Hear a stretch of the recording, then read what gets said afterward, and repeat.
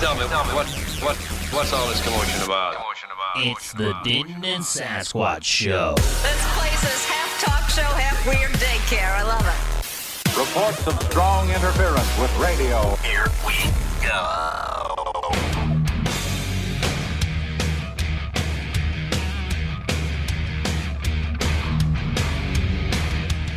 Hello and welcome once again to the Denton and Sasquatch Show, coming to you from California and Alabama. My name is Sasquatch and I'm in California. My buddy on the other end of the mic, he is Denton, he's in Alabama. I am Denton, and I am, in fact, in Alabama. How's it going over there? It's going good. One of these days, we're going to have to do the show together in the same room for once. Well, you might want to come out here because I'll get arrested at the border. Probably so. Well, I'll probably get arrested trying to leave. They don't want anybody leaving. Oh, man, the Iron Curtain's going up, huh? We've had enough of a mass exodus from California already. All the rich people. Yes. Speaking of California, real quick before we get into anything else, I want to do a real quick shout-out. This shout-out goes to the city of Los Alamitos. You ever heard of that city? I have heard of it. They are in Orange County, California, the smallest, second smallest city in Orange County. And the reason I'm giving them a shout-out is the city council in Orange County of the second smallest city is scheduled to vote on Monday on an ordinance that calls for exempting themselves from the California Values Act, SB 54. Do you know what that is? No idea. Sanctuary state. That's a Values Act? That's what they're calling it, but it's the sanctuary state law. That's a new law that limits cooperation between law enforcement and immigration authorities. So if they exempt themselves, then the officers are going to cooperate with the feds. Yes, they are. Well, good. It says here, the state law, which took effect January 1st, may be in direct conflict with federal laws and the Constitution of the United States, stating that council members have taken an oath to defend the U.S. Constitution. The ordinance says the council finds that it is impossible to honor their oath and support and defend the Constitution of the United States of America, and at the same time be in compliance with the law. So basically they're saying, F you, this is unconstitutional, we're not following it. Well, that's crazy. That's awesome. Okay, that's crazy awesome. Well, I'm proud of them, even though they're voting on it tomorrow, so I hope they vote in the affirmative. But I'm proud of them because they're taking a stand. They're saying, no, this isn't right. We're not going to do it. Now, how is Moonbeam Brown going to react? Oh, he'll probably send the jackbooted thugs over there to beat them all up. I don't know. That's what I kind of figure. Well, they're already getting attacked by every single illegal immigrant group there is, so which that may make them cave. I don't know, but I am proud of them for at least trying. Yeah. Well, good luck to them. Wish them all the best. They're very, very, very much alone. Yes, they are. In this state, they are very alone. But, yeah, so shout out to Los Alamitos. How about some quick shout-outs for ourselves? How about DentonandSasquatch.com? That's our new website, right? Yes, DentonandSasquatch.com. Or is it show? No, that's the email. We're confusing people already. If you'd like to get a hold of us here on the show, you could do so by emailing us at DentonandSasquatchShow or DentonandSasShow@gmail.com. I'd like to throw out another one there if any of you are getting tired of the continuous encroachment against our Bill of Rights, specifically the Second Amendment this time. Actually, Second Amendment and First Amendment. And once those two go, the rest of them will go too. But you may want to think about joining the original 3 percenters. You can go on the internet and search original 3 percenters. You'll come to the website. Look around. Look at their bylaws and what they stand for. No, it's not militia. No, Annie, don't get your gun. You ain't going to go kill some people. Nope, not going to do it. And also, if you want to talk about the world coming to an end and how you can prepare for it, go to prepperforums.net. We talk about all those kind of things, plus how to garden first. You got to garden it before you can can it. It's good stuff over there. So, we even talk about politics sometimes. We're loath to do so, aren't we? Yes, we are. We just lied through our teeth. But we will talk about anything you want to talk about. So, anyway. Yep. All right. A lot of good info over there at Prepper Forums. Then, I'm sorry, my voice sounds like crap, but we have an early spring and pollen's kicking my butt. Denton was partying too hard for St. Patty's Day yesterday. Yeah, that's me. I'm the partier. I did have myself a pint of Guinness yesterday. Really? Yep.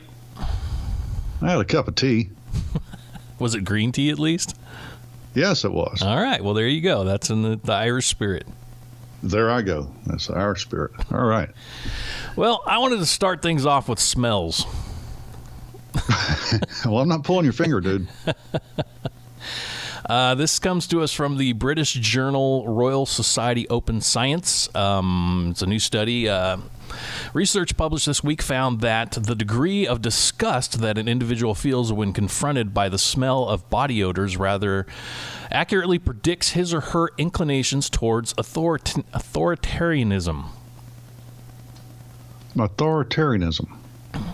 Basically, what the paper says is that if you are disgusted by, bad smells, body odor, foot odor, rotting food, rotting bodies, you're a conservative. If you're not, you're a liberal. And there's okay. And funny thing is, there's reason for it. The research found that the higher the level of disgust a person evinces upon detecting these odors, the more likely he or she is to favor a rigid social order, with designated roles for different genders and ethnic groups, and to support punitive responses to social, legal, and moral transgressions. That would pretty much be conservatives, right? Right, yeah. So if you understand the difference between right and wrong and want to have a good, solid culture, then you embrace tyranny. Or what is it? Authoritarianism. Authoritarianism. Same Well, thing. I could see what they're doing here. They're trying to make this sound bad, but to me, it sounds good. We want... What conservatives want is law and order, rule of law, stuff like that, but it's not like we're giving up our freedoms for it like authoritarianism. All right, let's go on. In fact, the study found in a sample of about 400 online volunteers in the United States, those measuring high on body odor disgust were measurably more likely to hold positive views toward then presidential candidate Donald Trump. It may not be nice to talk about bad breath, stinky feet, sweaty body odor, but some of us feel true moral outrage at the whiff of it. And with good reason. Our sense of smell, after all, is one of our most primitive defenses against the dangers of spoiled food, contagious disease, and hazardous materials. Hazardous materials that might lead to death. Let's say you're walking into a cave with a stench of a decomposing body, and the disgust that would make you run away and never return might well allow you to live a long, prosperous life and propagate your genes. A more relaxed approach to putrid smells, by contrast, could spell your early demise. So, okay, well, I'm kind of confused about something, though. All right, what? Now, if you have a keen sense of smell and you're morally, I was kind of tripped up when you said that they said morally repulsed by the odor. Mm-hmm. What does morality have to do with it? Anyway, I don't think, ooh, that's wrong, that's sinful, that's right, whatever. I just stinks. I'm out of here. But if you are highly keen to bad smells, mm-hmm. All right, and you say, yep, bad, I'm out of here, then you're an authoritarian type. Well, that's what they're not a liberal. No, yeah, but they're finding the correlation to conservatives, authoritarians, yes. But liberals, as you're seeing in liberal-held states, are extremely authoritarianism. They'll take your rights in a heartbeat. They'll take your guns. They'll shut you up. Well, yeah, I know, and that's exactly where the bias in this thing comes in by them using the word authoritarianism. I think a better way would just to be able to say conservatives or liberals. But, I mean, well, let me see what I'm trying to see what you support punitive response to social, legal, and moral transgressions. So, basically, if you like rule of law, which we do, you're more likely to be disgusted by smells. Well, but to your point, I'll take that. We also have here in California, where it is ruled by liberals, a huge homeless population. and they smell, to put it plain and simple. They use the sidewalks for bathrooms. That smells. And liberals seem to be fine with it. And the rest of us go, what are you doing? Why are you allowing this? But they're okay with it. Man, when the disease outbreak hits California, there's not going to be many left. Well, it's already happened. Down in San Diego, they had an outbreak of hepatitis C, I think it was, and they had a small one in Los Angeles too. I mean, that's what this thing is saying. Basically, you running away from stuff like this and not liking it is going to help you stay alive. But the liberals, they're like, oh, we're okay with it. Just, disease is no big deal. And it's like, well, no, you're going to die if you allow this to continue to happen. Shh, don't tell them that. Yeah, I know. Only problem is I'm collateral damage. Oh, okay. All right, but I'm going on. It says, but as humans begin to live in social groups, that disgust appears to have proved protective in a new and different way. Dislike of foreign people and their unfamiliar social practices likely protected some early humans from hostile invaders and from pathogens against which they had no immunity. I mean, does that sound familiar? It didn't help the Indians. We still smoked them. Well, and we gave them a bunch of diseases because they couldn't handle it. Yeah, that's what I'm saying. They may have smelled it, but well, in this scenario, we were the foreign invaders. But yes, I mean, this is like, we have diseases popping up here in the U.S. that we eradicated 50 years ago. Where are they coming from? South America. So we need to vaccinate them as they're coming across the border. Well, no, we need to keep them from coming across the border. Oh, that's not going to happen. But I mean, what I'm trying to point out here is this is biological. I mean, this is how you keep your species alive, by shunning certain people and keeping them arm's length until you can trust them. Yeah, well, I got some folks that work that way. I try to keep it arm's length. They smell. Well, they're probably liberals. And I don't trust them. Yeah, well, you can't go around the woods hugging all the trees you see, then come out 4 days later and smell like a rose. So, yeah, I guess liberals would smell and they would not notice it anymore. Well, I just thought this was kind of funny, and I'd bring it up. I mean, it goes on and on. I'm not just going to keep reading it. But, you know what? Here, let me read this final part. In a third study, the Swedish researchers looked for a link between respondents' level of body odor disgust and their support for the two presidential candidates who, at the time of the study, were leading the polls, Hillary Clinton and Trump. They found a correlation between high ratings of authoritarian scale and positive attitudes towards Trump. The effect size of that link was small, the authors acknowledged, but a relationship between the two, support for Trump and body odor disgust, was found to be confidently above zero. Stinky people, get behind Hillary. That's basically what we're learning from this study. That's at least what I'm taking away from it. Maybe she'll share some vodka with you. I doubt it. I bet she holds on to that and doesn't let anybody have any. Probably so. How about Bill drinks more? No, you never see Bill and Hillary together anymore, do you? I think Bill stopped drinking because if you remember, for a while there, he had the God, what's that guy's name? W.C. Fields nose. Big red. The Jim Blossom nose. Yeah, big red bulbous nose, and it's not like that anymore. So I think he quit drinking, but he's ready to die anyway. He looks horrible. He's probably on his way out. Can you blame the guy? No, not at all. If I was married to that creature, I would just walked out into the desert. So if you're going to take anything away from this study, it's that liberals are okay with stink and conservatives are not.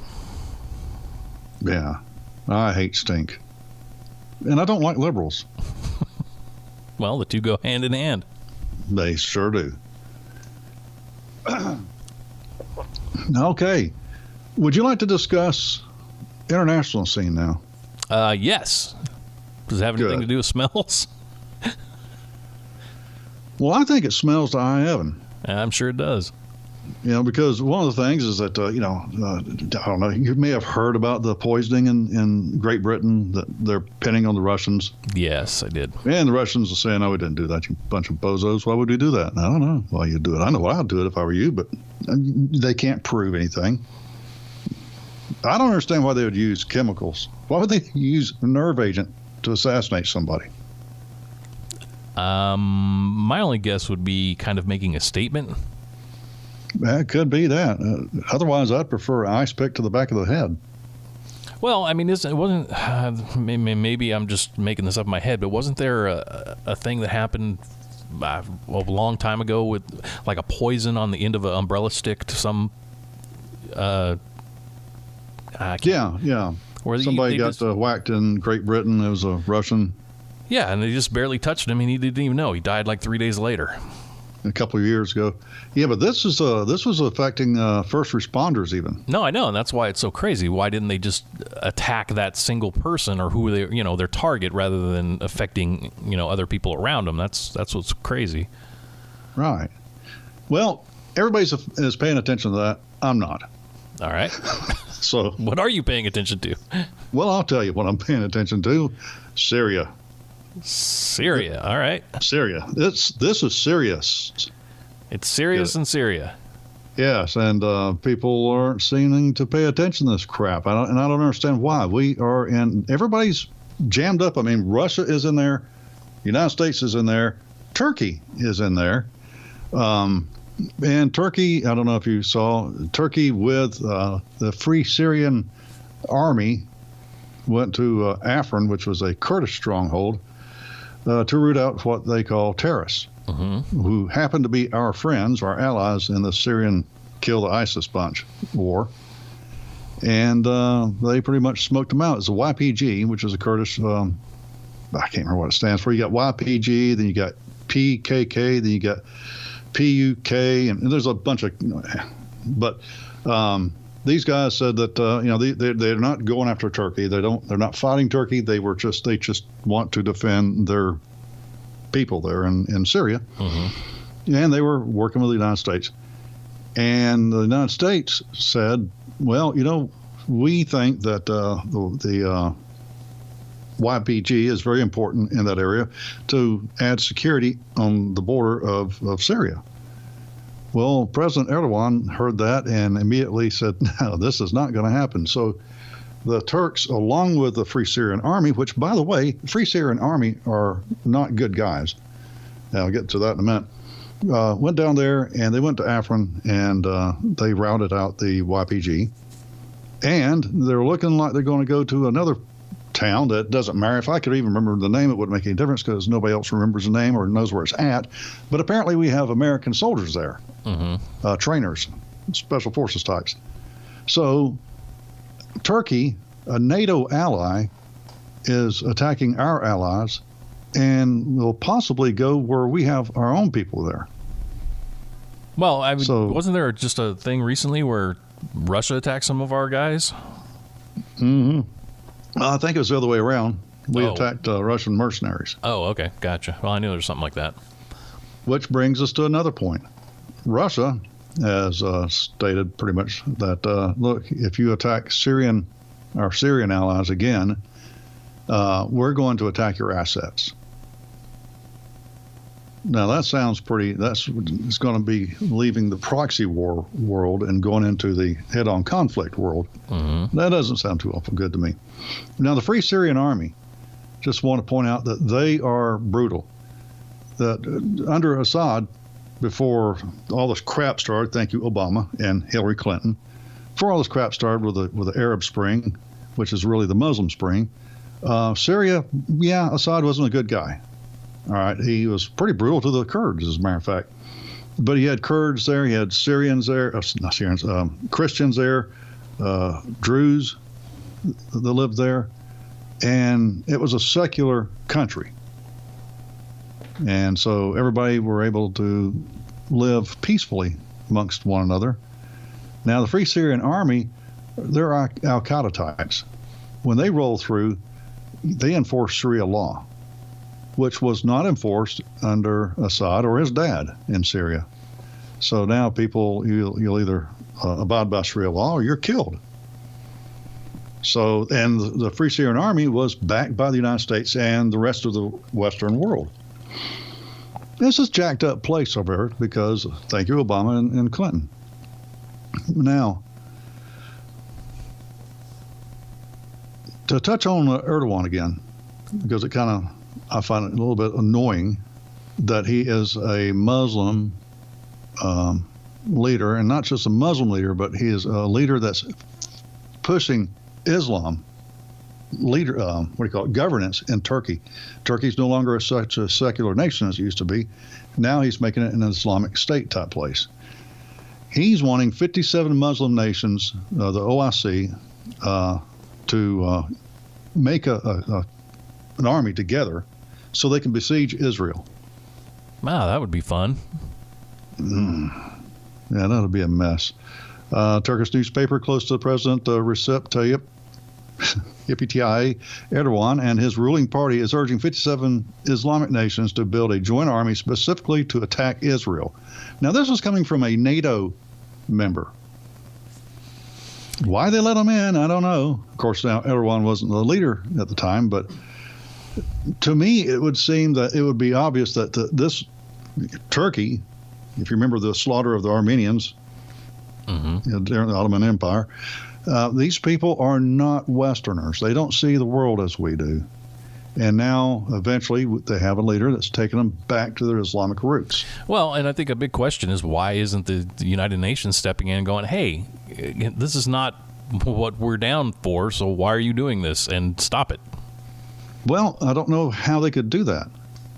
I mean, the United Nations, you got the United Nations, you got NATO, you got these little different factions and groups.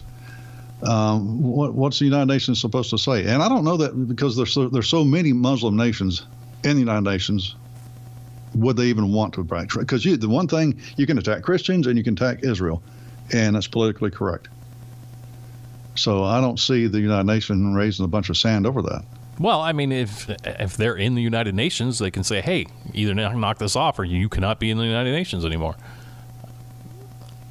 I mean, they could. That's not really a huge threat because they'd probably just say, I don't care. But, yeah. It would at least show that they're doing something.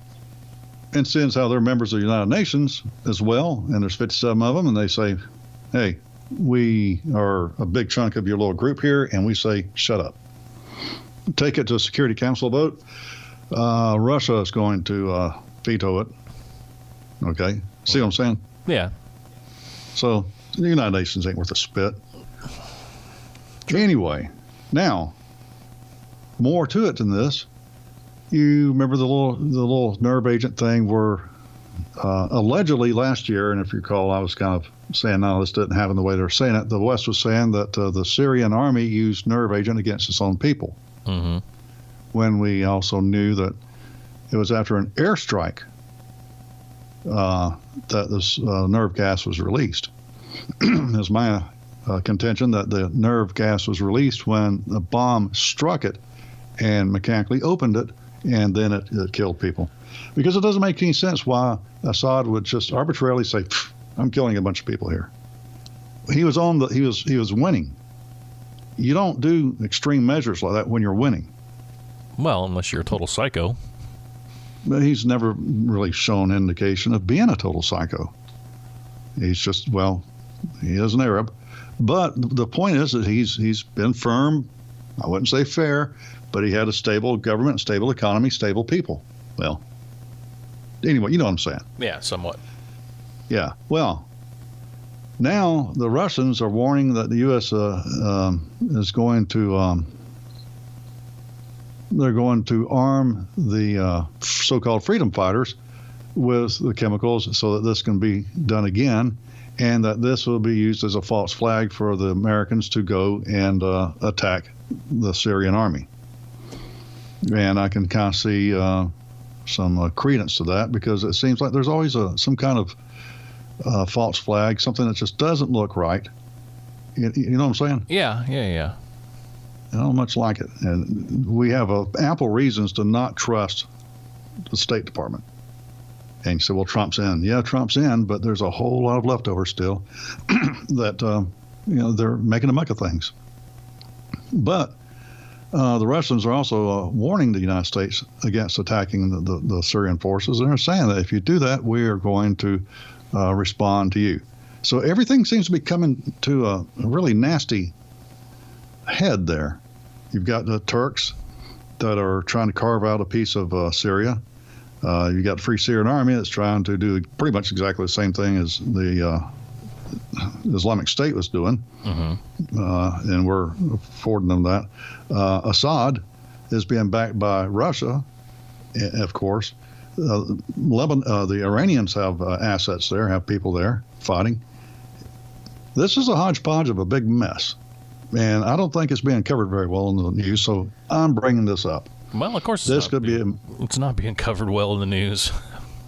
Yeah, it's more important to pay attention to Trump's investigation, or Mueller's investigation against Trump, which is going nowhere. I hate to even say it, but it's a nothing burger. And they know it. With pickles They just on want top. to continue to make this a mess, huh? With pickles on top. With pickles, definitely. So, and I think that we could possibly be looking at World War III coming. What do you think? Well, it's definitely possible. I mean, there's a lot of stuff going on around the globe that could be World War III. I mean, we've just been dealing with the little fat man over North Korea too, and we got China in the China Sea doing, God knows what, building islands and runways out of nothing. But this definitely, I definitely think it could turn into that. And it kind of fits biblically, because biblically, the Middle East is the important place. You're not going to scroll through the Bible and read all the times that America is mentioned. Doesn't happen. But for that to happen over there, for Israel to be attacked, and it's what it boils down to there is Israel. For example, with the 57, Erdogan wanting all the Muslim nations to come together and whomp up on Israel. All roads lead to Israel. Russia is no big fan or friend of Israel, but Russia and Turkey, their relations are warming big time. As a matter of fact, Turkey bought S-300 surface-to-air missiles from Russia against the wishes of the United States and other NATO members. They didn't want to hear it. They're not our friend. Well, you know what? Just you talking about this, I was thinking about the Muslims over in Russia. I mean, Putin doesn't put up with that stuff there. I mean, if they do anything over there, he just executes them in the street, pretty much. And I'm thinking, okay, well, if he doesn't like Muslims, why is he working with Muslims? And that got me thinking, maybe he's doing this saying, okay, you keep all that stuff over there, we'll help you. Just stay out of Russia. Don't mess with Russia, and we'll help you. If you do mess with us, then deal's off. So, I mean, that could be a reason he's cozying up with them. Well, Putin is light years ahead of them in intelligence level. He's brilliant, and he's also very pragmatic. And I'm quite sure that he can play Erdogan any way he wants. So I don't think he's really awful worried about Erdogan outsmarting him. You mean kind of like he's playing the U.S. media? Yeah, pretty much. Of course, I can't use that word anymore. Dolts. Dolts are smarter than the U.S. media. Dullards. So, I'm just thinking that things are looking kind of iffy over there, because the establishment, the globalists, they are going to make a mess of it over there. They don't really care if any of us gets killed. Well, no, they make money off of war, so I'm sure sure they're backing this. Yeah, well, and only backing, I think they're the ones pulling the strings. Trump is not in charge of everything. He can't be. No. There's just too much. Well, not only do they make money off of war, they get more power off of war. I mean, look at after World War II. I mean, we're going to cut up all these countries, and you get this, and we get this, and, it's a big mess. Yeah, it sure is. And the driving thing is the petrodollar for us. Well, the establishment will light the entire continent over there ablaze to protect the petrodollar. Yeah. Well, so anyway, that's all I want to do is just tell everybody, hey, look, heads up. Things aren't being talked about on Fox News or CNN about this, but this is what it's coming down to. You got a bunch of players coming together. I don't see any of them being good guys. And so, well, America's over there. Yeah, that doesn't mean we're the good guys. No, not in the least. Okay. Now, if we were the good guys, we'd be back here on our own soil waiting for an existential threat against our way of life or our Constitution, not over there. Now, the rest of it, I'm just saying, it wouldn't hurt to have some water and some food because, once the mess starts, don't know exactly where it's going to stop. And you don't know how fast it's going to happen. So always be prepared. Yes, sir. Hey, I noticed something you posted on DentonandSasquatch.com. It was a video. I didn't watch the video. I just saw the name of it, but it was about basically the split in UK. And it's kind of like we have here. There's very conservative people, and then there's the liberal type people, which we have here. And we've gotten to the point now where it's basically about 50-50, right? I don't think it's that bad. I think the conservatives are still the majority. It's just that everything is so skewed towards the liberals, to include ballot box cheating. Mm-hmm. So I still say roughly 50-50 I'll go with. Yeah, I mean, you could break it down. I'm sure it's different. But anyway, this got me thinking that, and so I just thought I was going to throw this topic out there, and you and I could just discuss it. It may turn into something, it may not, and it has to do with what you were just talking about. So say we have a World War III, and it happens for exactly like you were talking about because of everything that's going on in Syria and with Turkey. And do you think World War III could be a civil war? That'd be a very large civil war. And I know this sounds kind of crazy, but I was thinking, okay, if the UK is having sort of the same problems we are, where you're either liberal or conservative, there's no middle ground, and they're all fighting just like we are here, and a world war broke out, could it turn into, say, a civil war where half of the US is backing half of UK and half of UK is back? You see what I'm saying? Where the liberal side is backing the liberal side of a different country? As a matter of fact, I could see that anything being the match to start the fire over here. If little fat rocket man had an EMP that blew up over, the United States and caused a power outage, what are people going to do? Well, and that's what I wonder too. I mean, say he did that, and of course, we're instantly going to be attacked. So there's going to be groups that say, okay, well, China just attacked us, so we're going to go in with China because we think they know what they're talking about. And then there's people like us that are like, well, we're going to defend this country till our death. So I think it would be sort of a civil war, intermingled into a world war. I think there's going to be, a civil war pardon me, there's going to be a lot of hatred, old hatred, old blood that's going to be acted upon. People are going to take the opportunity to go on the other side of town to kill those, and they're going to respond and that kind of stuff.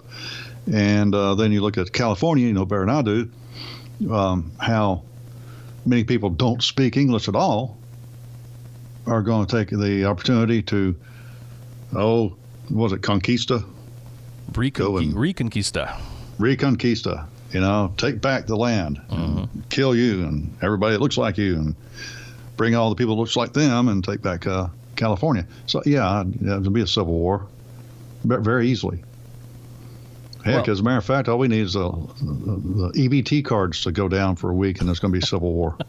That's very possible. It's very likely. I bring this up because I've been studying a lot about the Civil War lately because, I learned what they taught me in school, which is not right.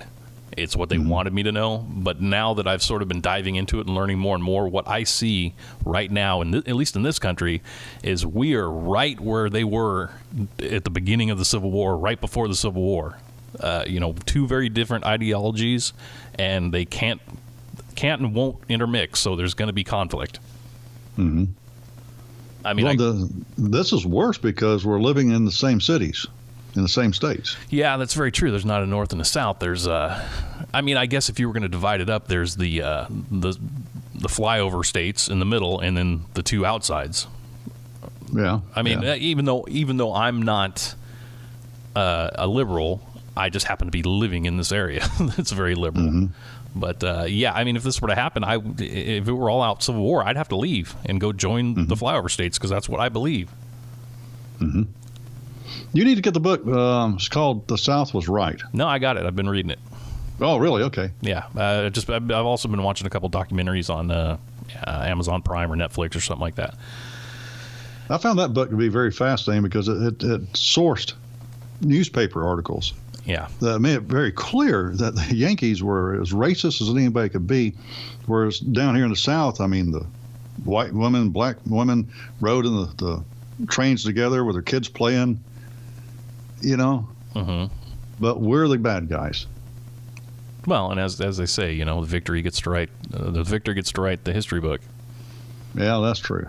But I'm just kind of curious how, if it did blow up into this huge world war and all this stuff happened, it just, to me, it seems like, I don't know, you're on the brink of, I don't want to say we're on the brink of a civil war, but definitely we could go there, and could a world war bring that out? It just got me thinking. Well, have you noticed that we don't seem to be as much of at the brink with Donald Trump being in office as we were with Obama?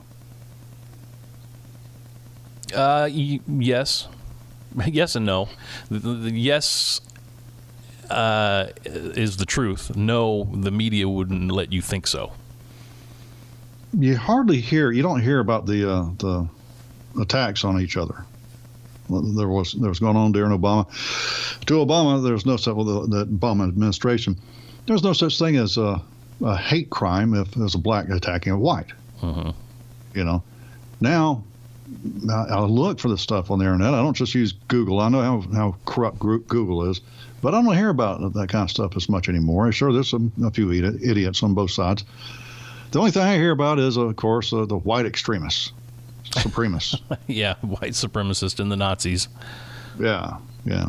But I feel like for the most part, we're in a better place now because economically we're doing better. Now you have some idiots like Moonbeam Brown that's really making a mess over there, and that is causing issues.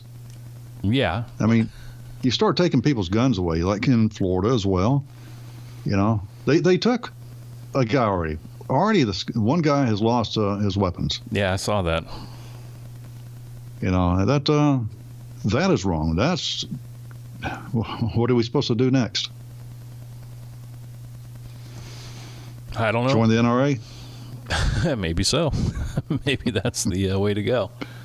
I at least suggest joining the original 3%ers, but that's just me. Couldn't hurt. Well, anyway, huh? Said couldn't hurt. No, it can't hurt. And we educate other people. We work together. We make phone calls. We do this and that and the other. We help out in the community and get our name out there. And then people say, what do y'all do? And then we get to tell them what we do and why we do it. Yeah, educate along the way with the Constitution and the Bill of Rights and how we got that. And that's pretty important. Well, you know what? And if everybody knew that, our country would be solid. Yeah, but a group like that, like you're talking about, the original 3%ers that you're part of, is basically a grassroots organization. I mean, it's the flip side of the pink hat ladies that are marching, or the BLM or whatever. I mean, oh yeah, but we're not sponsored by Soros in any way. Well, no, but I mean, it's a group of people that basically is just talking to other people and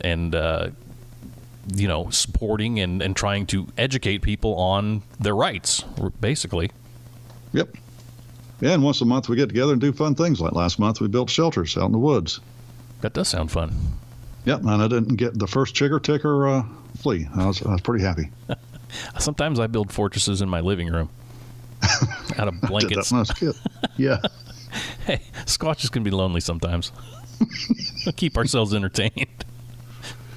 Speaking of which, is there any fun news? Do we have anything funny? I don't. I wish I would have grabbed something, but I just didn't see anything that was, tickle your sides funny. Oh, wow. Well, shoot. Okay. Hopefully we've been entertaining enough for everybody. I don't know. I'm still tired. My brain doesn't work very well, and I stumble and right now I'm doing it again. So, I'm expecting us to get a bunch of emails that are saying, get that stupid Denton off the air. He's an idiot. But if you want to tell us to do that, you can contact us at dentonandsasshow@gmail.com. Yes. You need to quit perusing the internet for, I don't know, bad stories and things like that. You need to get some sleep is what I'm saying.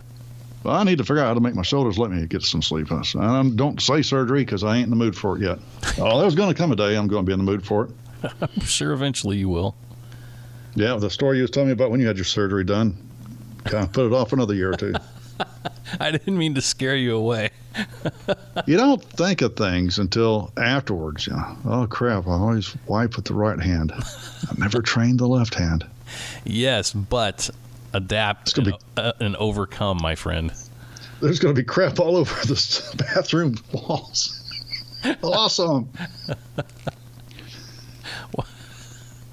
I don't even want to get into this. Anyway, it's clear that one way or the other, we are doomed, I think. What do you think? I think you're right. Yeah, probably. So, unless we got anything else to offer, I'll suggest we hang up and drink up. All right. Y'all have a good night now. Leave them on a down note. This episode's like the Empire Strikes Back of the Star Wars trilogy. Oh my goodness. No. Well, I don't know. Good night, everyone. Phenomena.